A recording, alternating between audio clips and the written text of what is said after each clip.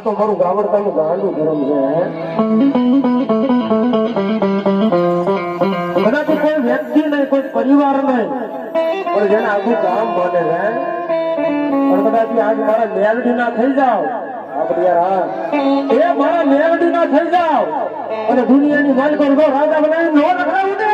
એ બધો હું જીવડાવાની મેલડી નહીં જાવ.